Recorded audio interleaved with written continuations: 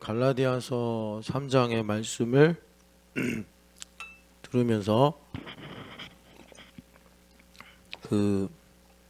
우리가 알게 모르게 우리에게 있게 된 그런 어떤 율법에 대한 잘못된 선입견, 이런 것들을 좀 말씀을 가지고 보았습니다. 여러분들이 갈라디아서 3장 22절의 말씀을 잘 몰랐어도, 또 우리가 이제 하나님을 향한 이 반감을 기본값으로 가지고 있기 때문에 그러니까 율법에 대해서, 그러니까 이거를 그냥 쉽게 말하면 누가 다른 사람이 나에게 뭐라고 하는 것에 대해서 이제 우리는 탐탁지 않게 생각하고, 또 더 나아가서 하나님의 말씀이라면 이제 뭐라 그럴까, 하여튼 깊은 반감을 가지고 있습니다. 그래서 하나님께서 이제 우리에게 새로운 일을 행하시려면, 그러니까 이런 우리 안에 있는 이 부정적인 인식을 먼저 내가 깨닫고 제거해야 되는데, 그래서 여러분들이 생각나시겠지만 어제 우리가 갈라디아서 3장 19절에서 22절을 봤단 말이에요. 22절이 아니라 19절에 보면은 율법이 무엇이냐, 이걸 NLT 성경에서는 왜 율법을 주셨겠냐, 이제 이런 질문으로 바꿔서 우리에게 말씀하고 있는데, 한글 성경은 거의 직역을 해서 범법함으로 율법을 주신 것이다, 이렇게 번역을 했어요. 그런데 그렇게 우리가 읽으면 우리가 죄를 지었기 때문에 저 녀석이 또 잘못하나, 저 녀석이 또 문제를 일으키지 않나, 거짓말을 한 사람이기 때문에 저 녀석 또 거짓말 하겠구나, 이렇게 하나님께서 감시하시고 그 문제를 이제 찾아내서 고발하시려고 율법을 주신 거구나. 그러니까 범법함으로 율법을 주셨다, 이 말씀을 그대로 우리가 쉽게 생각하면 그렇게 적용이 된다는 거죠. 그래서 우리 안에 하나님을 사랑하면서도 애증같이 하나님께서 율법을 주셔서 나를 참 힘들고 어렵게 한다, 이런 암묵적인 분위기 같은 그런 신앙의 정서, 이런 걸 가지고 있는데, 이것이 우리가 이제 신앙생활을 진지하게 오래 하다 보면 하나님께서 내가 누구인가, 이걸 은혜로 드러나게 하셔서 그 가운데 하나님의 계획과 뜻이 무엇인지를 가르쳐 주시고 깨닫게 하시는데, 이러한 작업이 진행될 때 내 안에, 나는 몰랐는데 하나님께서 이런 은혜의 일들을 하시니까 내 안에 부정적인 것들이 드러나고, 그게 마침 또 내 마음의 기본값처럼 있는 하나님의 반감과 딱 맞아들어서 이제 내 마음이 완고해지고, 또 내가 신앙의 슬럼프에 빠지고, 이제 이런 문제들이 더 지속되거나 더 필요 이상으로 강해진단 말이에요. 그래서 참 우리가 이제 예수님께서 승천하시고 성령 하나님 오신 뒤로는, 그러니까 죄를 지어도 된다, 이런 말은 아닌데, 우리에게 죄는 뭐냐, 실제로 우리가 죄다라고 하는 것을 짓는 것보다 내가 신앙의 진보를 멈추는 게 죄다, 이렇게 제가 말씀을 드렸어요. 바다에 사는 생물 중에 상어들은 멈추면 죽는데요. 제가 그걸 예전에 과학 잡지에서 읽었는데, 하여튼 좀 다른 어류보다 어류랑 다르게 숨 쉬는 방식이 다르대요. 상어는 자면서도 헤엄을 친다고 하더라고요. 멈추면 숨이 끊긴대요. 그런 것처럼 우리가 믿음의 경주를 멈추면 신앙의 호흡이 이제 끊기는 것입니다. 그래서 바울 사도가 고린도전서 9장에 보면 내가 복음을 전한 뒤에 복음에 오히려 더 참여하기를 갈망한다, 이런 말씀처럼 믿음의 경주를 해야 되는데, 그러니까 믿음의 경주다라고 하면 이제 하나님의 영광을 위해서 살아가는 모든 행위도 포함하고, 그것을 위해서 나는 누구인가, 내가 받은 은혜는 얼마나 큰가, 이걸 내가 나를 성찰함으로 깨닫고 발견하는 이런 이제 믿음의 행보가 멈추면 안 된다라는 것입니다. 그런 부분에 있어서 이 율법에 대한 우리의 부정적인 느낌, 뭐 생각. 그 한국 사람들은 율법을 안 좋아해요. 율법을 안 좋아하고 여러 가지 변명, 뭐 이해가 안 된다느니 이해가 안 되면 배워야 되는데 이해가 안 되기 때문에 배우려고 하지 않고 오히려 쓸모없다라고 생각하는 게 한국 교회 성도들의 그런 느낌이에요. 정서. 그리고 한국 교회 성도들은 일단은 자기한테 필요한 것들에 되게 잘 반응합니다. 그래서 이제 은혜나 율법이나 이런 내용들이 좀 왜곡되는 성향들이 좀 있는데, 여하튼 우리가 이 율법이 무엇인가 그것을 잘 알아야 되는데, 그래서 그 NLT 성경에 보면은 그러니까 하나님께서 율법을 주신 목적은 to show people, 사람들에게 보여주기 위함이다. How guilty they, 그들이 얼마나 이 죄가 사무쳐 있어서 하나님께서 이것을 용서해 주시고 우리를 거룩하게 하시는 것이 얼마나 큰 은혜인가, 이것을 깨닫게 하시려고 은혜로. 그래서 여러분 그 성경에 이제 번역을 하다 보면, 저도 제가 번역을 한 거니까 읽다 보면 제가 번역을 한 게 아니니까 왜 그렇게 했는지는 모르겠는데, 거기 은혜라는 말을 생략을 했어요. 하나님께서 은혜로 율법을 주셨다라고 할 때 그냥 그 범법함으로 더하여 주신 것이다. 이제 그 부분에 그냥 은혜라는 개념 의미를 그냥 포함을 시켜버린 건지 모르겠는데, 여하튼 그래서 여러분 중요한 건 뭐냐면 우리가 그 율법을 좀 많이 알아야 됩니다. 왜 많이 알아야 되냐면 다니엘서의 예언처럼 지식이 많아졌는데 이 지식만큼 자아를 강하게 하는 게 없거든요. 여러분들이 혹시, 저는 뭐 별로 아는 게 없습니다. 그래도 우리나라에 사는 뭐 여러분들 개인적으로야 상대적으로 나는 가난하다라고 생각할지 모르지만, 우리나라에 사는 일반인들은 그 태양왕 루이 16세인가요?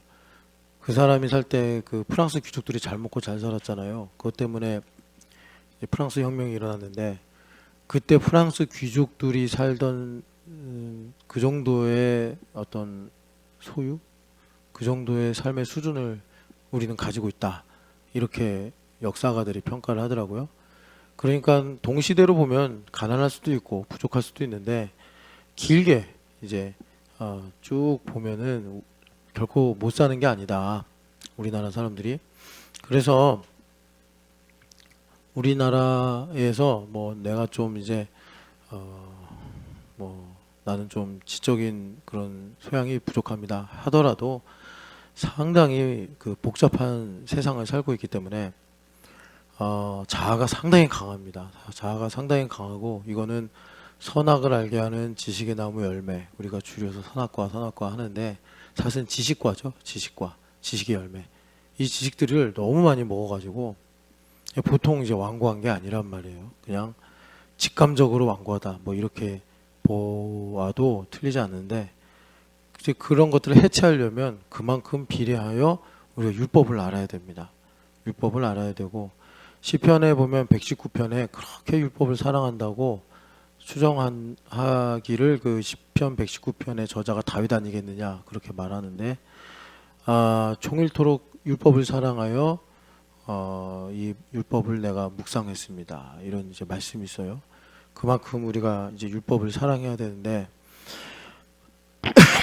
어제는 우리가 율법에 대한 우리가 가지고 있는 이런 어떤 부정적인 생각, 그래서 이 율법을 배우려면 하나님께서 말씀하신 그 확실하고 분명한 하나의 길은 겸손해지는 것밖에 없어요. 겸손.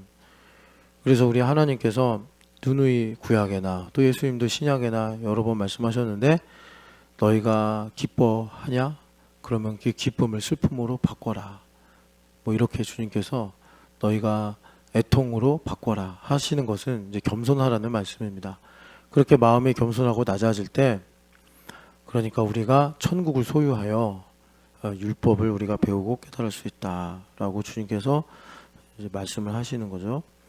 그래서 율법을 우리가 좀 한번 정리하고 가면은, 율법은 두 가지 기능이 있다라고 보시면 됩니다.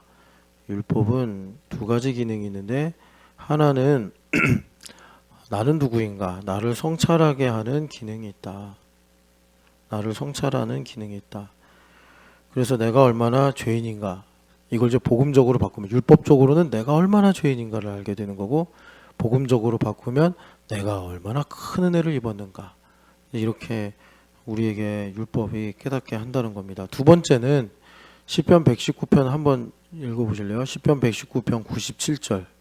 시편 119편 97절 보면, 같이 97절 우리 읽어보겠습니다. 내가 주의 법을 어찌 그리 사랑하는지요, 내가 그것을 종일 작은 소리로 읊조리니이다. 아멘. 시편 1편에도 행복이 뭐냐, 하나님께 복받은 게 뭐냐, 하나님께 복받은 건 암이 낳고, 또 내가 좋은 회사에 이직하고 애들이 공부 잘해서 훌륭한 대학에 가는 게 성경에는 하나도 없어요. 근데 한국 교회에서는 그렇게 해야지 복받았다고 하고 간증도 하고 또 자기가 그렇게 생각하면서 행복해 하잖아요. 성경은 일관되게 말씀하시는데, 행복한 거, 하나님께 복받은 것은 뭐냐, 하나님의 말씀을 그렇게 종일토록 생각하는 거예요. 종일토록 생각하는 거예요. 그러니까 내가 아파요. 아파가지고 야, 내가 건강했으면 좋겠다 해서 건강해지기를 사모하는 마음으로 약도 쓸데없고 의사도 쓸데없고, 야, 나 하나님밖에 없다. 그런 상황에서 하나님의 말씀을 내가 이렇게 묵상하니 그 말씀이 너무나 달고 오묘한 거예요. 이제 그것이 하나님께 복을 받은 거래요. 건강해서 바쁘게 사느라고 말씀 읽을 시간도 없고, 말씀 읽어봐야 금방 머릿속에서 기억도 안 나고, 왜냐하면 너무 고민이 많고 너무 걱정이 많아서 내가 말씀을 읽어도 그냥 의무감으로 읽은 것밖에 안 남는데, 내가 하나님 앞에 주님, 저 정말 옛날처럼 하루만 건강하게 살았으면 좋겠어요, 이런 마음을 가지니까 하나님의 말씀이 일단 머리가 단순해지고, 그래서 말씀이 종일 생각나더라, 이거예요. 주님의 말씀을 사랑하는 거죠. 복 있는 사람은 주야로 율법을 즐거워하여 묵상하는 자로다 라고 주님 말씀하시는 거예요. 그래서 율법은 두 번째, 이게 참 우리가 주목하려고 지금 사실 성찰하는 건데, 하나님께서 우리에게 복을 주시려고 우리에게 주시는 게 율법이에요. 그러니까 율법을 그렇게 사랑한다. 시편에서 우리에게 계속 가르쳐 주시는 것입니다. 그런데 이 율법을 바리새인들처럼 내 것으로, 그러니까 내 목적과 내 수단으로 사용해 가지고 이 율법을 오용하는 문제, 그걸 우리가 어제 바로잡으려고 대표적으로 갈라디아서 2장 19절에서 22절을 읽은 겁니다. 그러니까 율법을 오용하게 되면은 율법을 사랑하지 않아요. 그거 참 신기하죠. 율법을 오용하면 나름대로 율법을 쓸 텐데, 그러니까 율법을 사랑한다는 건 율법이 나를 사로잡게 해야 되는데, 율법이 나를 사로잡는 게 아니라 내가 이제 율법을 가게에서 내가 원하는 식료품을 고르듯이 이거 편식을 하게 되는 거죠. 그래서 나타나는 결과가 율법적이 된다라는 겁니다. 율법적이 된다. 그러니까 여러분, 율법적이 된다는 거는 율법을 많이 알고 있다, 율법을 사랑한다, 율법에 대해서 에스라처럼, 에스라를 에스라서에 소개하기를 뭐라고 그랬죠? 율법에 대해서 해박하다고 그랬나 박식하다고 그랬나, 하여튼 간에 능한 사람이라고 이야기했어요. 그런 게 율법적이다가 아니고, 율법적이다는 것은 자기중심성이 강해서 남의 소리를 안 듣는 사람. 여러분들이 한 40쯤 돼가지고 이런 이슈를 하나님께서 드러내시면 잘 갖고 계신 거예요. 이제 한 평균 수명 사는 걸 전제로 하고, 뭐 이제 예전에 사람들이 이렇게 사는 인생을 보고 관운상제라는 인생의 과정을 이렇게 두었잖아요. 나이가 되면 그때만큼 이렇게 이제 이런 뭐라 그럴까, 관문을 지나간다, 뭐 이런 것처럼. 그러니까 우리 인생에 한 마음쯤 되면 하나님께서 쌓인 것도 있고 들을 만한 이런 이제 소양도 기본적으로 있겠다 싶어서, 내가 얼마나 고집이 세고 남의 말을 안 듣는가. 본인은 그렇게 생각해요. 하나님 말씀이면 잘 듣는데 내가 사람들 말은 잘 안 듣는다. 그러면 여러분, 하나님 말씀도 그만큼 오히려 그 이상으로 내가 되게 안 듣고 사는구나. 이걸 빨리 아시는 게 그래도 인생이요. 시간이라는 게 그냥 야속하게 훅훅 지나가잖아요. 그러니까 이런 것들은 빨리 알고 넘어가는 게 좋죠. 빨리 알고 넘어가는 게 좋아요. 그래서 아까도 말씀드렸지만 이런 율법에 대한 잘못된 선입견 이런 것들이 율법의 오용을 만드는데 아니면 율법의 무용을 만드는데 이런 것들이 보통 이제 내가 율법을 몰라서 아니면은 율법을 좋아하는 것만 좋아해서 이제 이렇게 나타나는 것이다. 그런데 이제 그런 것들을 내가 알게 돼요. 아, 난 율법을 잘 모르는구나. 되게 율법적인 사람이구나. 복음적인 사람은 율법을 사랑합니다. 율법이 여러분 그 예수님 자신이잖아요. 그러니까 예수님께서 1획과 1점도 바뀌지 않는다. 그건 예수님 자신을 가리켜 말씀하신 거예요. 자신의 운명에 대해서 말씀하신 거예요. 그러니까 율법적인 사람은 율법을 되게 몰라요. 그래서 일단 자기중심성이 강한 것은 예전에 그 그려드린 그 좌표평면 그거 보면은 율법을 많이 하는데 자기중심성이 강한 사람은 그래도 좀 플러스 쪽에 가 있어요. 그런데 자기중심성이 진짜 강하면서 율법을 모르죠. 그게 이제 3, 4분면에 있는 사람이라고. 진짜 이쪽도 마이너스 이쪽도 마이너스. 아 진짜 그 인생 어떻게 할꼬. 정말 율법이라도 좀 배우려고 하면 좋겠는데 뭐가 그렇게 대단한 신념이 있는지 안 들으려고 그래, 안 들으려고. 그래서 제가 심지어 이렇게 이제 교회에서 제가 가르치는 역할을 하다 보니까 제가 율법을 많이 얘기하죠. 알겠어요 하고 자기 마음대로 한다니까요. 알겠어요 하고. 근데 여러분 제가 이제 그런 일들을 만날 때 일단 표면적으로 보면 저랑 다르니까 갈등이 생기고 충돌이 생길 수 있지만 진짜 여러분들이 저 거짓말 한다고 할 수도 있는데 진짜 제가 그것 때문에 화를 내는 거예요. 뭐 때문에 화를 내는 거냐면 이분이 이렇게 가면 3, 4분면 저 끝으로 가버린다니까요. 저 끝으로. 우리는 그 1, 4분면으로 쭉 올라가야 되는데 여러분 지금 머릿속에 좌표평면 그리고 계시죠? 1, 4분면 쪽으로 쭉 올라가야 돼요. Y값, X값이 플러스로 가서 기하급수로 올라가야 되는데 이분이 지금 기하급수로 저 3, 4분면 저 끄트머리로 쭉 떨어지고 있네. 그래서 제가 큰 소리 치는 거예요. 정신 차리라고. 그런데 이게 오히려 어쩔 때는 좀 역효과를 내서 목사님 나 미워하나 보다. 나 싫어하나 보다. 그렇게 생각하시더라고. 뭐 어쨌든 그렇습니다. 그래서 여러분 이 율법을 정말 잘 알으셔야 되고 다시 한번 그 느헤미야서의 복음을 말씀드리면 우리에게 삶을 주시려고 우리 하나님께서 계명 율법을 주셨다. 이 율법이 없으면 여러분 흑암은 진작에 우리 알고 있잖아요. 공허하고 어둡고 혼돈이 있다. 그러니까 율법이 있어야 이 혼란 속에서 길을 분명히 알고 안전한 길로 걸어갈 수 있고 어두운 가운데 등불을 밝혀야 되잖아요. 시편 119편의 기자가 주의 말씀은 내 발의 등이요 길의 빛이니이다 하는데 율법을 모르고 어디가 길이고 어디가 원수마귀가 만들어 놓은 함정인지 우리가 어떻게 알아요? 율법을 사랑해야 하고 율법을 배워야지. 그리고 이제 여기는 공허하니까 우리가 율법을 알아야지 내가 줄이거나 목마르지 않고 복되게 인생을 살 수 있단 말이에요. 그런데 여러분 우리가 율법에 대해서 참 무지하고 그리고 참 그 몇 가지 없는 그 아는 것도 별로 없는 그 몇 가지 가지고서 또 우리가 이제 확대하고 이래가지고 그걸로만 살아보려고 애쓰는데 이런 모든 것들 이면에 뭐가 있다고요? 그래서 하나님께서 은혜로 율법을 더하여 주신 것이다. 그게 뭐죠? 하나님을 향한 반감이 있구나. 이런 모든 이치들이 내 안에 이 죄 때문에 뼈에 골수에 사무쳐버린 하나님을 향한 반감. 하나님을 향한 반감은 나를 높이려고 하고 그리고 세상에 있는 것들을 사랑하는 그런 내용들로 나타나죠. 그래서 여러분 이런 일들로 나를 깊이 성찰하여 정말 제자처럼 이사야 선지자 그러잖아요.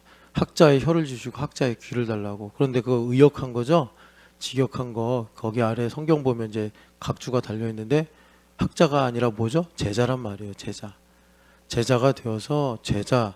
그러니까 제자는 가르치시는 예수님의 음성을 즐겁게 듣고 그리고 그것을 즐거이 묵상하며 입술로 선포하는 사람이란 말이에요. 여러분 그렇게 율법을 사모하는 은혜가 있기를 축복합니다. 그래서 이 부분 하나님께서 우리에게 이제 복을 주신다 이 말이에요.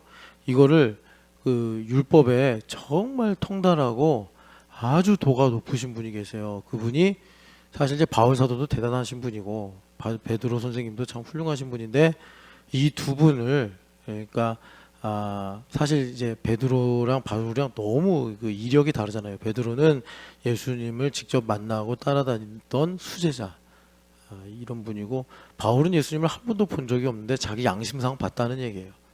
자기 양심상 다메섹 도상의 이야기를 계속하는 건데 양심상 예수님을 봤고 그리고 양심상 자기가 이제 예수님의 사도가 되었다 이렇게 말씀하시고 또 현장도 너무 달라요.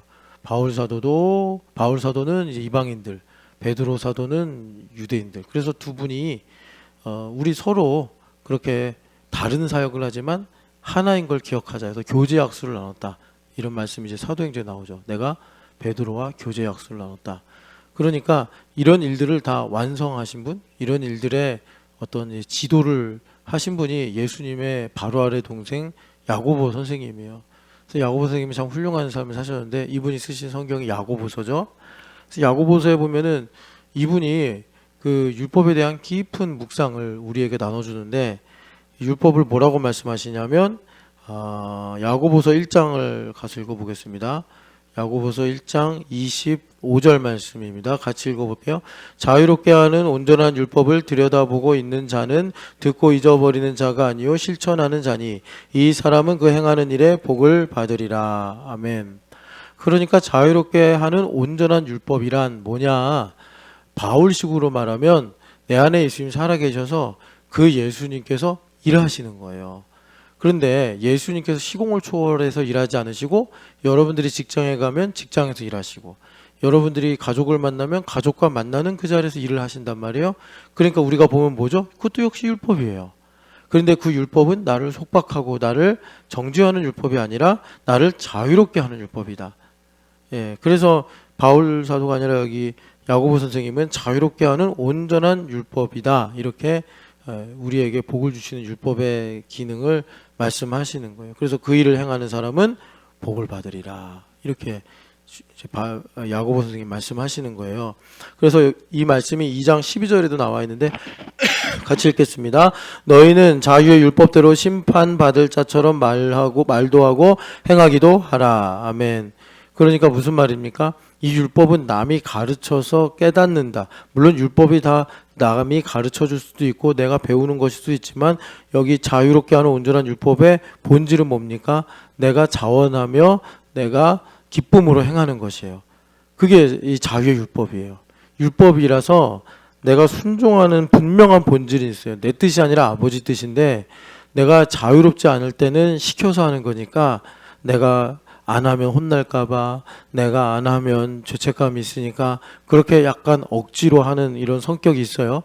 그래서 그렇게 하면은 내가 율법을 지켜서 일단의 복은 받을지 모르지만 거기에 뭐가 생기는 거죠? 자기중심성이라는 부산물이 계속 쌓이는 거예요. 그래서 그 사람이 내가 얼마나 죄인인가 하나님께서 이 율법을 행하게 하심이 얼마나 큰 은혜인가를 성찰할 때 그 부산물들이 상쇄되면서 하나님을 아는 지식을 얻게 되는 것인데 이 자유의 율법은 뭐냐면 내가 예수님으로 만족해요. 그래서 내 뜻이 아니라 아버지의 뜻인데 아버지를 사랑하니까 내 뜻을 행하는 것보다 더 기뻐요. 그게 자유의 율법이에요. 그래서 이 자유의 율법대로 행하면 율법인데 부산물이 안 생겨. 그러니까 뭐 일종의 쓰레기 같은 자기중심성, 내가 보상을 받고 싶어하는 마음, 내가 인정을 받고 싶어하는 마음 이런 게 사라지고 그냥 하나님 아버지께 영광을 다 드리고 싶은 마음만 있는 거예요. 그렇게 되니까 예수님께서 얼마든지 일을 하실 수 있는 거예요. 결과적으로 보면 하나님께서 나에게 삶을 주시고 나의 삶에 망가진 것이 있으면 회복이 되게 하시고 그리고 나의 삶의 지경을 넓히신다 이것입니다. 그래서 우리 신촌연합교회가 만약에 우리가 달려가야 될 표대는 무엇입니까? 이 자유의 율법이에요. 자유롭게 하는 온전한 율법.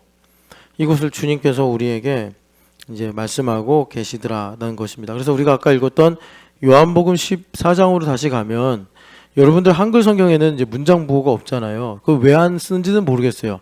영어 성경에는 문장 부호들이 그래도 뭐 쉼표인가요? 쉼표 그리고 또 아침표 뭐 콜론 세미콜론 다 쓰이는데 그런데 한글 성경에는 문장 부호를 다 생략을 해버렸고 사실 여기 대한성서공회에서 여기 보시면 이제 소제목 예를 들어서 25절에 여러분들 혹시 있나요? 거기 위에 보면 보혜사 이렇게 소제목 15장 1절 보면은 포도나무 뭐 이런 이제 소제목들을 다 하는데 일단 장절은 누가 나눴는지 모르지만 장절이 가끔은 이렇게 잘 단락을 나눠주는 기능도 하지만 때로는 흐름을 끊어버리는 기능도 해요. 그래서 장절을 너무 의식 안 하셔도 좋겠고 그리고 이제 대한성서공회에서 다는 이 소제목도 가끔 좀 불완전한 게 있어요. 어쨌든 참 처음 읽는 초보자들을 돕는데 유익하도록 이렇게 이제 소제목이 있는 경우도 있어요. 그런데 어쩔 때는 누가 이렇게 이제 했는지 모르겠는데 좀 맥락하고는 다르게 흐름도 끊어지고 또 그러는 이제 좀 방향도 약간 다른 그런 느낌도 있어요. 그런데 그건 이제 그분이 부족해서라기보다 성경이 완전해서 그런 거라고 생각하고 이런 거 말고도 그러니까 이 지금 여기 보면은 14장 1절부터 14장 24절까지 사실 패러그랩이 안 나눠져 있잖아요. 근데 이제 여러분들이 잘 보시면 예수님께서 그렇게 이제 맥락을 가지고 말씀하시기 때문에 작은 또 패러그랩들이 있어요. 그 가운데 하나가 15절부터 21절이 한 패러그랩이에요. 한 패러그랩. 그래서 여러분 가끔 보면 여기도 나오지만 20절과 21절 사이에 동그라미 있죠. 저는 이게 도대체 그냥 장절을 나누는 건가? 예, 장절을 나누는 거네요. 하여튼간에 여기 그 패러그랩을 보면은 21절까지입니다. 15절부터 21절까지. 이게 한 패러그래프인데 여기 주제가 뭐냐면 15절 21절에 잘 나와 있어요. 계명이에요. 예수님의 계명. 예수님의 계명. 예수님의 계명이 15절부터 21절인데 예수님의 계명을 누가 우리에게 깨닫고 알게 하시느냐? 16절부터 20절까지 성령 하나님. 성령 하나님. 그래서 성령 하나님께서 우리 안에 오셔서 예수님의 계명을 우리로 알게 하신다. 그런데 이 계명이라는 말이 우리가 계명 그럼 이제 10계명이 딱 생각나잖아요. 그러니까 10계명 하면 1계명, 2계명, 3계명 해서 10계명까지 쭉 나가는데 이러면 우리가 약간 스테이트먼트 같은 느낌을 갖는단 말이에요. 그런데 그런 정형화된 스테이트먼트가 아니라 사실 여기서 예수님께서 말씀하신 나의 계명 이거는 명령입니다. 명령. 정형화되지 않고 상황에 따라 하나님께서 이렇게 해라 저렇게 해라 우리에게 말씀하시는 명령. 그 출애굽기 25장에 보면은 속죄소를 만들게 하신 다음부터 왜 속죄소를 만들게 하시냐면 주님께서 뭐라 그래요? 거기서 내가 너를 만나고 내가 너에게 명할 그 명령을 이르리라. 그래서 하나님께서 속죄소를 만들어서 거기서 대면해서 하나님의 명령이 이렇게 이제 온 이스라엘에게 흘러가게 하셨단 말이에요.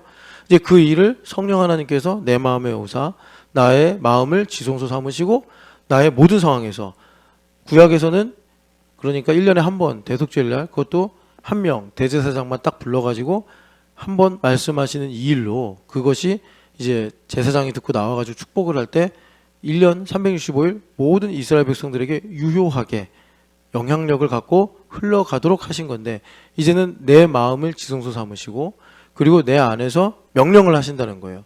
근데 그 일을 성령 하나님 오셔서 지금 20절 보니까 우리 안에 예수님 계시고 예수님께서 우리 안에 계시고 내가 예수님, 우리가 예수님 안에 거해서 이렇게 바이스버사가 되게 하셔서 그 명령을 들으면 그것이 나의 뜻이 되고 그래서 내가 기쁨으로 주님의 말씀을 듣고 행하게 하신다. 이걸 성령 하나님 이루시는 거예요. 그래서 성령 충만해야 된다. 이제 이렇게 우리가 말할 수 있는데 여기서 먼저 좀 이 계명에 대해서 한 번 더 보면은 그러니까 계명으로 번역을 했는데 이 같은 말을 12장 요한복음 12장 49절 50절 같이 읽어보겠습니다. 49절 50절 같이 읽어볼게요. 내가 내 자유로 말한 것이 아니요 나를 보내신 아버지께서 내가 말할 것과 이를 것을 친히 명령하여 주셨으니 여기 명령하셨다잖아요. 그러니까 우리 하나님께서 예수님께 늘 명령을 하시는 거예요. 명령을 하시는데 그러니까 레마로 말씀하시는 거죠. 그래서 예수님께서 모든 상황 속에서 누구를 만나든지 자의로 말씀하시는 것이 아니라 아버지께서 하시는 명령 하에 예수님께서 이제 말씀하시는 거예요. 순종으로 살아가셨다 이 말이죠. 그러니까 이것도 또한 아까 그 계명하고 똑같은 단어예요. 그런데 여기서는 약간 이제 정형화되지 않은 느낌의 명령이라는 단어로 번역을 한 거고, 아까 거기선 계명이라고 했는데 그 계명 이제 그렇게 우리가 들으면 십계명 두돌판 이런 이제 생각을 한단 말이죠. 그래서 50절 같이 읽어보겠습니다. 나는 그의 명령이 영생인 줄 아노라. 그러므로 내가 이르는 것은 내 아버지께서 내게 말씀하신 그대로니라 하시니라. 아멘. 그러니까 우리에게 영생을 주시는데 그 영생은 뭐죠? 하나님의 음성을 듣고 사는 거예요. 신명기 8장 3절의 말씀처럼 내가 40년 동안 너희를 줄이고 너희를 낮추시고 하나님께서 너희를 줄이게 하시고 낮추시고 그리고 마음을 시험하사 연단하셨다는 거예요. 연단하셔서 뭐를 주셨다고요? 떡이 아니라 하나님 입에서 나오는 말씀이라고 했는데 명령이라고 해도 뭐 틀리지 않아요. 그걸 듣고 사는 게 생명이라는 것을 40년 동안 하나님께서 알게 하신 것이다. 그래서 하나님께서 하신 게 뭐죠? 40년 동안 그들에게 생사였다거나 하나님 주고 계시다라는 것을 경험적으로 깨닫게 하셔서 그들이 가나안 땅에 들어가는 것을 1세대랑은 다르게 아멘 하고 들어갈 수 있는 그 최소한의 그 할례를 이제 베풀어 주신 거예요. 그것을 예수님께서 우리 안에 오셔서 영생을 주셨는데 그 영생이 뭡니까? 내가 하나님의 명령을 듣고 사는 거예요. 하나님의 명령을. 그 하나님의 명령을 듣고 산다는 건 뭐냐면 우리가 창세기 1장의 삶을 산다는 것입니다. 명령이잖아요. 빛이 있으라. 명령인데 그 내가 하나님의 축복을 듣고 삶으로, 그러니까 그 믿음을 가지고 있으면 우리가 어디를 가든지 하나님 보시기에 좋았더라. 하나님의 선하신 계획과 뜻을 깨닫고 살아간다라는 것입니다. 그래서 여러분 그 계명 중에 상당히 신중하고 복잡한 계명이, 복잡하다라기보다는 좀 디테일한 계명이 뭐냐면 사실 제물법이에요. 제물법. 그래서 여러분 그 레위기 1장부터 7장인가요? 거기 보면은 화목제, 번제, 소제, 속죄제, 속건제 해가지고 그 제사에 맞게 하나님께서 예물을 어떻게 드려라. 예를 들어 여러분 소제물도요. 여러분 많이 묵상해 보세요. 그러면 그 말씀이 내 안에 소화가 되면서 내 삶에 적용이 되니까. 소제는 반드시 고운 가루로 드려야 되죠. 거기에 누룩을 절대 섞으면 안 되죠. 꿀도 섞으면 안 돼요. 근데 뭘 섞으라고 그래요? 유향을 섞으라. 그러니까 향기롭게 해야 된다는 거예요. 그리고 뭘 쳐야 돼요? 소금을 쳐야 돼요. 그러니까 이런 것들이 다 상징이지만 여하튼 간에 하나님께서 그렇게 섬세한 예물의 법을 주셔가지고 하나님께서 예물을 받으신단 말이에요. 그러니까 그것을 이제 바울 사도가 영적으로 깨닫고 뭐라고 그러시죠? 우리의 몸을 거룩한 산 제물로 드려라. 물론 이제 소제만이 아니겠죠. 번제부터 해서 속건제, 속죄제, 화목제까지 다 포함하는 건데, 이렇게 우리의 삶을 하나님께 드리는 게 뭐라고요? 세상을 본받지 말고, 전쟁 났다고, 환율 오른다고, 또 뭐 이렇게 부동산 가격이 불안정하다고, 세금 많이 걷는다고 낙심하고 걱정하지 말고, 세상을 본받지 말고 어떻게 해야 돼요? 성령 하나님 내 안에 계셔서 내 마음에 할례를 베푸사 내가 교회됨으로 옛사람을 벗어버리고 나를 썩어버리게 만드는 옛사람을 벗어버리고 구습을 쫓는 내 힘으로 살려고 하는 옛사람을 벗어버리고 새 사람을 입으라. 오늘 거듭나는 거예요. 하나님의 은혜가 크게 되면 어떻게 돼요? 나는 오늘도 새 사람이구나. 우리 속사람은 겉사람은 날로 후패하나 우리 속사람은 날로 강건하도다. 새로워진단 말이에요. 그 은혜를 입는 거예요. 하나님 내 안에 계시고 나와 함께 하신다는 그 사실이 죄인인 내가 얼마나 죄인인지를 깨닫게 되면 그 은혜가 얼마나 귀한지를 우리가 알게 된단 말이에요. 오늘도 새벽 예배 남들 다 자는데 자지 않고 나오신 여러분, 주님께서 부르신 거잖아요. 도대체 나를 얼마나 사랑하시는데 이 바쁘고 분주한 하루 속에서 주님께서 나를 일부러 깨우시고 옷 입히시고 세수시키시고 그래가지고 이렇게 새벽에 나를 불러서 예쁘다 하시니, 아니 여러분 모세도 그러잖아요. 하나님, 모세 선생님이 그 생애적인 기도를 드릴 때 하나님 옛날에 그러지 않았습니까? 내가 너를 이름으로도 알고 너는 내 목전에 은혜를 입었다. 이런 게 이제 새벽의 시간 아니겠어요?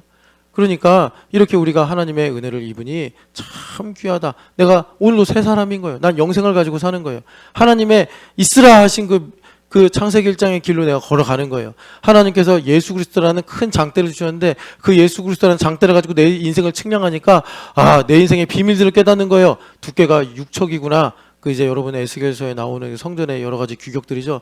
그런 것들을 내가 깨닫고 알게 되어서 내가 어디로부터 와서 어디로 가는지를 알고 믿음으로 이제 우리의 인생을 살게 되니 여전히 흑암은 어둡고 혼돈이고 공허하나 우리는 예수 그리스도로 인해요 진리의 삶을 살게 된다. 주님께서 우리에게 말씀하시는 거예요. 그래서 그 마음을 새롭게 함으로 변화를 받아 어떻게 해야 돼요? 마음이 변화되니까 여러분 마음이 새 마음이 된 거예요. 부드러운 마음이 된 거예요. 그러니까 하나님의 온전하시고 기뻐하시고 또 하나님의 선하신 뜻이 무엇인가. 내가 내 눈으로 보면은 엉터리고 불안하고 두렵고 막 이런데 내가 예수님의 눈으로 보니까 들꽃을 보라 하신 것처럼 예수님의 눈으로 보니까 내 인생에 하나님의 선하시고 온전하시고 하나님의 기뻐하시는 뜻이 내가 무엇인지 깨닫고 알게 되어 분별하면서 복되게 인생을 살아간다라는 것입니다. 이것이 우리 안에 짧게는 레위기에 있는 그 1장부터 7장의 예물법이 우리에게 온전하게 이루어질 때 번제부터 화목제까지 속건제, 속죄제, 소제까지 이 율법이 예수님께서 뭐라고 그러셨어요? 여러분 성경에 보면은 예수님께서 율법에 대해서 몇 번 말씀하시는데 두 가지가 있어요. 율법을 완전하게 하러 왔다. 이 말씀이 있고 율법을 완성하셨다. 이 말씀이 있어요. 완전과 완성 비슷한 것 같은데 좀 뉘앙스가 달라요. 예. 그러니까 하나님께서 예수님께서 율법을 완전하게 하러 오셨다라는 것은 이 율법에 있는 말씀을 온전하게 하신다라는 겁니다. 그러니까 여러분 계시록이 아니라 그 레위기 1장부터 7장의 예물법이죠. 예물법을 완전하게 하시면 내가 오늘 예물로 살아가는 거예요. 내 인생에 하나님의 선하신 뜻이 무엇인가. 막 사방으로 우겨싸여져서 오늘 내가 그냥 저주받은 것 같아. 하나님 나 버리신 것 같아. 그런데도 예수님께서 나는 율법의 1.1획도 틀림없이 완전하게 하러 왔다 하시니 내 그 어두운 가운데서 하나님의 선하신 빛이 나타나고 하나님의 기뻐하심이 있고 그래서 내가 승리하며 믿음으로 하나님께 충성하고 살아가는 거예요. 율법의 완성은 뭐냐면 사랑이에요. 사랑. 그래서 예수님께서 율법을 완전하게 완성하셔서 예수님께서 뭐라 그러죠? 나의 계명. 이걸 이제 내가 너희에게 새 계명을 주노니 이렇게 말씀하셨어요. 나의 계명이 뭐죠? 서로 사랑하라. 이거예요. 그래서 율법을 완성하셔서 우리에게 이제는 Ten Commandments를 주신 것이 아니라 하나의 New Commandment를 주셨는데 그게 뭐죠? 서로 사랑하라. 그러면 너희가 내 안에 거하고 내가 너희 안에 거해서 어떻게 되는 거죠? 율법의 완전으로 살아가는 이런 일들을 우리에게 주신단 말이에요.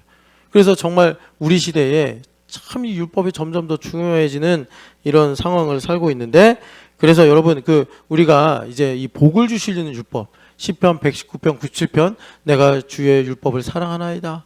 그래서 종일토록 묵상했나이다. 교회가 되면 이게 저절로 되는 거예요. 그래서 여러분들이 힘들고 어려울 때 그래 나에게 돈이 없고 건강이 없고 나에게 참 어렵고 힘든 일이 많지만 여러분 꼭 이거 한번 그냥 연습하듯이 한번 흉내라도 내보세요. 그래 그래도 난 신촌이나 학교이지. 그러면 그 시편 119편 97편 말씀이 나에게 이루어진 거예요. 여러분 그렇게 좀 교회됨을 활용하시면서 사시면 그러면 진짜 좋은 일이 생기신다니까요. 참 이렇고 어렵고 힘든데 그래 뭐 우리 신지사님 좀 크게 아멘 하셨는데 그래 집에 가면 허윤실이 나 바가지 긁고 회사 가면 내 윗사람들이 바가지 긁고 나는 참 거할 곳이 없구나. 그래도 신촌여학교회가 있지. 이러면 반드시 좋은 일이 생긴다고. 갑자기 허집사님이 아이고 왕이시여 오셨습니까 하고 막 존귀하게 대하고 회사 가면 또 하나님께서 좋은 소식 듣게 하시고 그렇게 복을 주시는 줄을 믿습니다. 그래서 주님께서 율법을 주신 거예요. 율법을. 그래도 율법을 우리가 이제 야고보 선생님이 이걸 단순하게 율법이라고 부르면 이제 혼동되니까 율법주의자들이 생각하는 그 율법과 혼동이 될 수 있으니까 자유롭게 하는 온전한 율법이다 이렇게 말씀했거든요. 두 가지가 필요합니다. 이러려면 첫 번째는 뭐냐면 내가 자유해야 돼요. 자유해야 돼요. 여러분 우리 한국 사회 지금 최고 이슈가 여러분 물론 많은 문제가 있어요. 뭐 여러 가지가 있지만 여러분 우리는 믿음 그러니까 크리스찬이니까 우리는 그 모든 가운데 꼭지가 뭐예요? 자유를 심어야 돼요. 자유. 옛날에는 우리나라가 아무것도 모르고 그냥 하나님께서 은혜로 자유를 심어주셨다면 전쟁 가운데서 회복하시게 하시면서 또 은혜로 자유를 심어주셨다면 이젠 우리가 자유가 뭔지를 알고 이 자유를 지켜야 되는데 자유는 뭐죠? 하나님의 뜻대로 행하는 게 자유다. 하나님의 뜻대로 행하는 게 자유다. 내가 하고 싶은 것을 하고 가지고 싶은 것을 갖는 게 자유가 절대 아닙니다. 이거를 내가 모르면 계속 마귀한테 속아요. 진짜 억울한 거예요. 여러분 우리가 자유하지 않으면 하나님은 자유의 하나님이시기 때문에 여호와니라 내가 여호와인 줄을 알리라. 하나님은 자유 자체이시란 말이에요. 하나님만이 자유로우시다고. 그러니까 내가 자유롭지 않으면 하나님은 아무런 일도 하실 수가 없어요. 그래서 우리가 진짜 자유가 뭔지를 알아야 되는데 이 자유가 뭡니까? 내 마음대로 내 뜻대로 하는 게 아니에요. 내 기분이 좀 상할 수 있어요. 내 뜻대로 내 계획대로 안 될 수도 있어요. 그런데 하나님 뜻대로 되는 게 자유예요. 정말 내가 원하는 대로 살고 있잖아요. 그러니까 나의 행복을 위해서, 나의 안녕을 위해서 살고 싶잖아요. 그 자유의 어떤 인간적인 본성으로 기저에 깔려 있잖아요. 정말 그렇게 되려면 피조물이기 때문에 창조주의 뜻대로 살아야 자유로운 거예요. 선인장은 저기 어디 사막 어디에 있어야 자유로운 거예요. 선인장이 정글에 있으면 살지 죽을지 모르겠는데 정글에는 선인장이 없으니까 그 선인장이 살기 최적화된 조건은 사막이란 말이에요. 거기에 살기 좋게 잎사귀가 가시가 된 거잖아요. 그래서 증발을 최소화로 하면서 어쨌든 거기서 행복하게 살잖아요. 멋지게 살잖아요.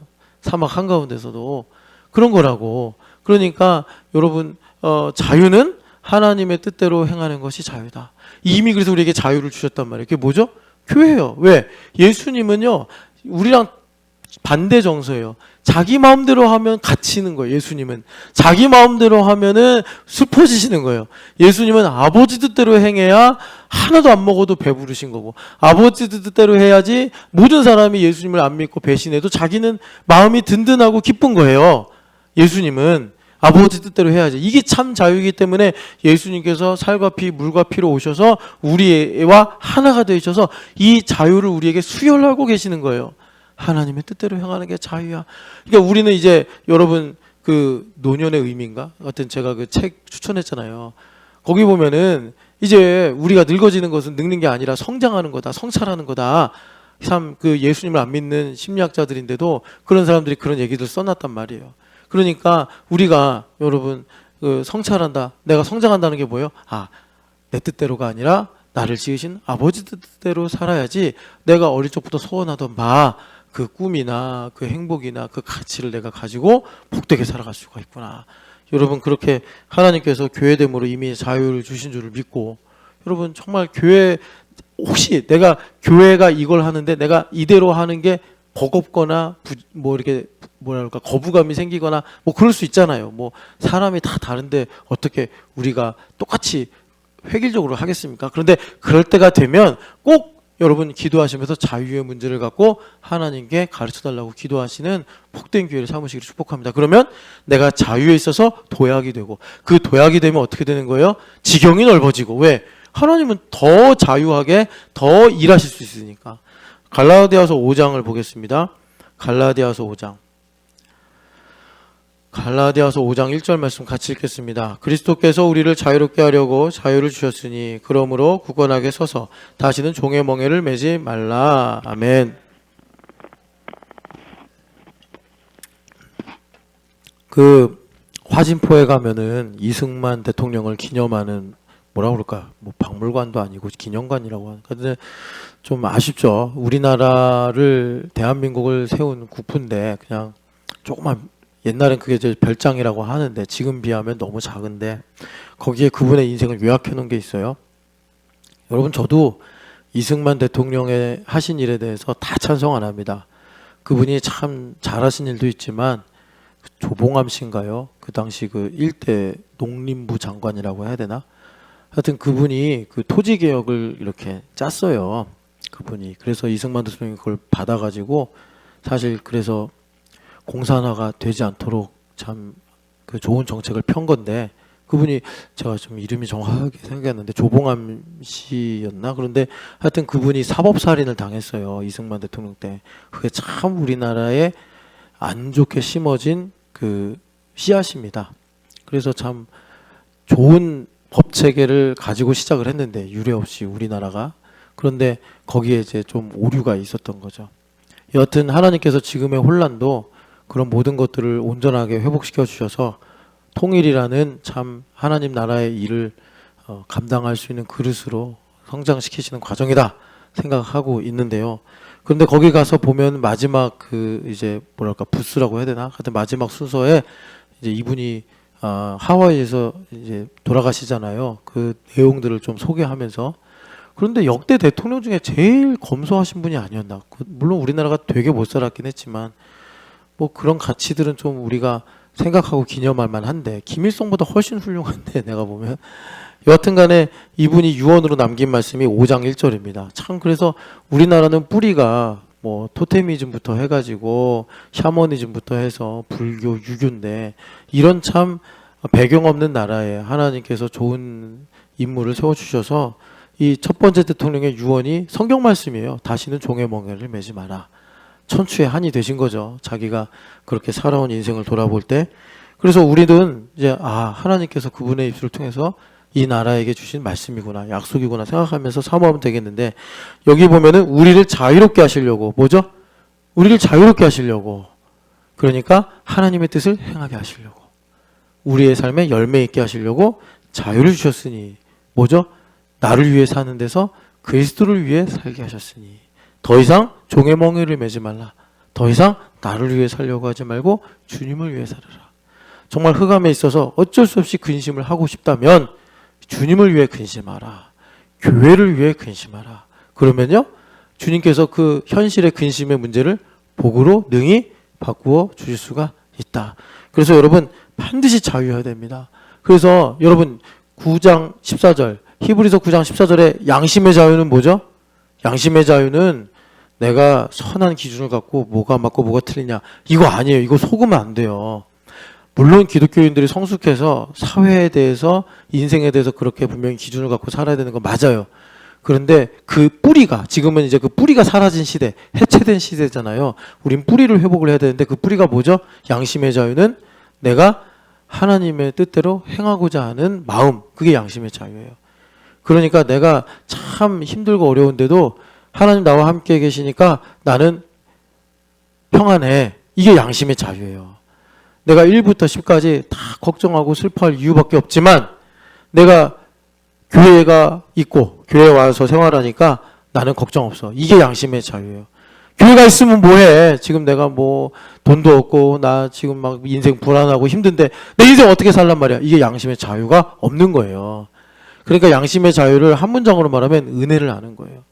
나를 있게 하신 하나님, 나를 지금까지 인도하신 하나님, 그 하나님을 신뢰하고 그분의 영광을 노래하는 것이 양심의 자유지, 내가 가지고 있는 지식을 가지고 뭐가 맞고 뭐가 틀리고 미래는 어떻고 뭐 현재는 어떻고 이렇게 말하는 게 양심의 자유가 아니더라. 그래서 양심의 자유는 하나님의 뜻이면 이해가 안 돼도 아브라함처럼 아멘 하는 것이 양심의 자유가 있는 거예요.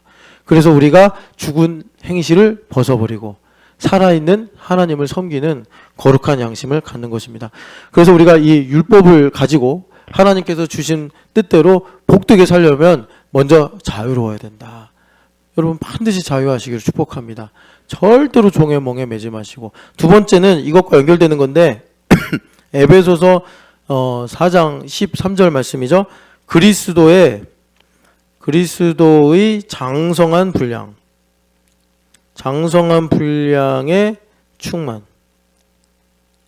그리스도의 장성한 분량의 충만까지 이르러야 된다. 그래서 이것은 뭐냐면 제일 먼저는 여러분 14절에 보면 아시겠지만 원수마귀의 교묘한 이 간계와 속임수에 우리가 흔들리지 않고 우리가 분별하면서 더 나아가서 하나님의 뜻을 깨닫고 하나님의 뜻을 행할 수 있는 능력을 갖는 거예요. 그래서 이 힘은 분별력 그리고 지혜와 능력을 우리가 스스로 물론 기도해야 됩니다. 하나님 우리 자유의지를 중요하게 생각하시기 때문에. 그런데 여러분 정말 기도하고 싶으시죠? 그리고 말씀을 주여로 묵상하고 싶으시죠? 그리고 성경 말씀을 통해서 오늘 내가 살아가면서 선택해야 하는 모든 일들 중에서 하나님의 율법대로 살아가고 싶으시죠? 그래서 그 율법의 길로만 가면 형통하대잖아요. 가뭄이 와도 메마르지 않는다잖아요. 때가 되면 열매를 맺는다잖아요. 주님께서. 중요한 것은 이 흑암에 살면서 우리가 겨와 같이 날아가는 인생이 아니라 알곡과 같이 하나님께 구원받는 인생이 된다고 하잖아요. 그 율법이 우리에게 중요한데 그 율법을 지키며 살아갈 수 있는 그 근원에 관한 것이 어디 있다고요? 공동체에 있다는 것입니다. 공동체. 그래서 우리가 공동체를 통해서, 다시 말해서 정확하게는 머리이신 그리스도로부터 흘러내리는 공급을 우리가 받아서, 따라서 우리가 그리스도의 장성한 분량으로 성장하게 되어 하나님의 일을 행하는 이런 복된 일들을 이루고 가더라라는 것입니다. 그래서 그리스도의 장성한 분량에 충만한 데 이르는 게 어떤 거냐면, 여러분 이제 요한복음 아까 14장 읽었잖아요. 이와 같은 말씀이 15장에서도 한번 반복이 되는데 15장 9절에서 14절 보면은 예수님께서 이렇게 말씀하십니다. 9절을 읽어볼게요. 아버지께서 나를 사랑하신 것 같이 나도 너희를 사랑하였으니 나의 사랑 안에 거하라. 10절 내가 아버지의 계명을 지켜 그의 사랑 안에 거하는 것 같이 너희도 내 계명을 지키면 내 사랑 안에 거하리라. 아멘. 이렇게 말씀하시죠. 그러니까 아버지의 계명은 뭐겠어요? 아버지의 계명을 특별히 말씀 안 하시는데 우리는 요한복음 읽어보면 다 알죠? 우리를 사랑하라는 거예요. 아버지께서 예정하신 바 택하신 저 죄인들, 내가 살리고 싶은 구원하고 싶은 저 죄인들을 더럽고 추악하고 악하지만 아들아 사랑해라. 그게 아버지의 계명이에요. 그래서 예수님께서 그러시잖아요. 내 손에서 한 사람도 한 영혼도 빼앗을 수 없다. 그렇게 우리를 사랑하셨단 말이에요. 그래서 예수님은 그 십자가의 길을 가신 거죠. 그 아버지의 계명을 지킬 때 예수님께서 어떤 일이 생긴 거예요? 아버지의 사랑 안에 거한 거예요. 그러니까 여러분 아버지를 사랑해서 계명을 지키기도 하지만 아버지의 계명, 우리를 사랑하라 하신, 우리를 위해 죽으라고 하신 그 계명을 지켜서 예수님께서 또 아버지의 사랑 안에 거하시는 것입니다. 똑같은 걸 우리에게 주신 거예요. 이게 생명인데 그 생명을 가지고 오셔서 우리에게 주셔서 우리에게 뭐라 그래요? 서로 사랑하라. 그게 아버지의 계명이에요. 서로 사랑하라. 그러면 어떻게 된다는 거죠? 예수님의 율법이, 다시 말해 이 계명이 우리 안에 있고 우리가 그 율법대로 살아가게 되는 거예요. 서로 사랑하라. 그래서 여기 보시면 자, 우리가 그리스도의 장성한 분량에 충만한 것이 무엇이냐? 성숙하는 것이 무엇이냐? 11절 같이 읽어보겠습니다. 내가 이것을 너희에게 이르면 내 기쁨이 너희 안에 있어. 같이 읽겠습니다. 내가 이것을 너희에게 이르면 내 기쁨이 너희 안에 있어. 너희 기쁨을 충만하게 하려 함이라. 아멘. 예수님의 이름 하면은 뭐 많죠. 생명도 예수님의 이름이 될 수 있고 사랑도 예수님의 이름이 될 수 있고 평안도 예수님의 이름이 될 수 있고 그 자체 예수님 또 뭐가 되시죠? 기쁨이 되신단 말이에요. 그러니까 우리가 그리스도의 장성한 분량이 충만한 데까지 이른다. 이건 뭐예요? 그리스도가 나의 기쁨이 되는 거예요. 그리스도가 나의 기쁨. 여러분 이 놀라운 은혜를, 이 선물을, 이 능력을 여러분 마음에 가지기를 축복합니다. 이제부터 여러분 마음속에 칠판 있으면 지우시고 이렇게 쓰세요. 나의 기쁨은 그리스도. 그리스도는 나의 기쁨. 그래서 바흐인가요? 핸델인가요? 내가 기억이 안 나는데 그리스도는 세상의 기쁨?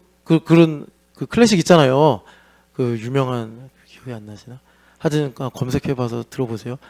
조이 오브 더 월드. 그리스도는 세상의 기쁨이시다. 그래서 내가 그리스도가 나의 기쁨이 되는 것이고 율법이 나의 기쁨이 되는 거예요. 그렇게 되어 살아갈 때 주님께서 그 앞에 말씀하신 열매를 맺게 하리라. 우리 삶에 하나님께서 열매를 맺게 하시고 영광을 받으신다 말씀하시는 거예요. 그래서 여러분 그 아래 12절 보면은 내 계명은 서로 사랑하는 것인데 너희가 서로 사랑하면 아버지의 뜻에 대해서 모를 게 없다. 다 알게 된다. 주님께서 그렇게 말씀하시는 거예요. 여러분 시간이 많이 갔지만 저도 좀 바쁘거든요 오늘. 그런데 이것만 하나 더 할게요. 저 34장 28 출애굽기 34장 28절 말씀. 여기까지 해야지 좀 매듭이 젖어서 34장 28절 말씀 보시면 여기 10계명 말씀이 나와요. 같이 읽어보겠습니다. 모세가 여호와와 함께 40일 40야를 거기 있으면서 떡도 먹지 아니하였고 물도 마시지 아니하였으며 여호와께서 언약의 말씀 곧 10계명을 그 판들에 기록하셨더라. 아멘. 그래서 여러분 계명과 명령 이게 이제 교차해서 사용된다는 거 아까 말씀드렸고 여기 10계명이라고 그러는데 정확하게 말하면 언약의 말씀 곧 레마들을 그 판에 기록하시더라가 맞아요. 그런데 좀 약간 번역을 그러니까 이해하기 쉽게 하려고 이렇게 계명이라고 한 것 같아요. 그러니까 무슨 말입니까? 이 언약의 말씀, 그러니까 10계명이 언약이라는 거예요. 왜 언약이죠? 이 말씀을 묵상하면 광야에 살던 때만이 아니라 가나안에 살면서 에브라임 산지에 살 수도 있고 유대 광야에 살 수도 있고 여러 도시에 흩어져 살 수 있는데 그 모든 상황 속에서 하나님께서 광야에서 만나를 통해 가르쳐 주신 것처럼 우리가 하나님의 명령을 듣고 살아가는 이 율법의 길들을 열어 주시더라라는 것입니다. 우리는 이렇게 주님께서 레마로 열어주시는 그 율법의 길로 걸어가야 된다라는 것입니다. 그래서 여기 10계명이 여러분 직역을 하면 뭐냐면 10가지 네바림, 10가지 그러니까 레마 이렇게 들으시면 됩니다. 그래서 여러분들이 이 말씀, 이 판에 적혀있는 말씀을 율법 조문으로 읽으면 안 되고 바울 사도가 뭐라고 그러세요? 영으로 읽어야 된다. 영으로 행해야 된다. 무슨 말이죠? 이 말씀이 언약 자체이기 때문에 이 말씀을 읽고 묵상하면 이 율법을 사랑하면 네 말씀이 내 안에 묵상이 되면서 어떤 효과가 일어나는 거예요? 레마를 듣고 만나를 먹으면서 살아가는 이런 은혜를 생명력을 주님께서 주셔서 오늘도 나의 삶을 살아있는 산 제물로 하나님께 드리는 영적 예배자가 되게 하십니다. 여러분 영적 예배자가 되면 사방으로 우겨싸임을 당하여도 핍박을 당하여도 거꾸로 뜨림을 당하여도 주님께서 요한계시록에 계속 말씀하시는 것처럼 나는 절대로 지지 않는다. 담담하게 한 걸음 한 걸음 전진하면서 나는 승리하고 있다. 주님께서 그 삶을 우리에게 주시는 줄을 믿습니다. 사랑하는 하나님 아버지, 내가 종일토록 주의 율법을 사랑하였나이다.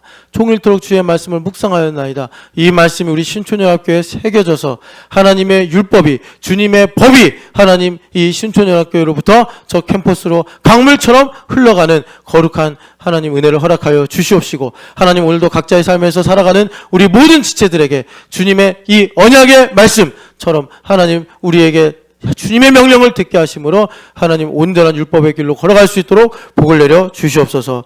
하나님 우리 신촌연합교회를 자유롭게 하시고 그리스도의 장성한 분량에 충만하게 하여 주시옵소서. 살아계신 예수님의 이름으로 기도합니다.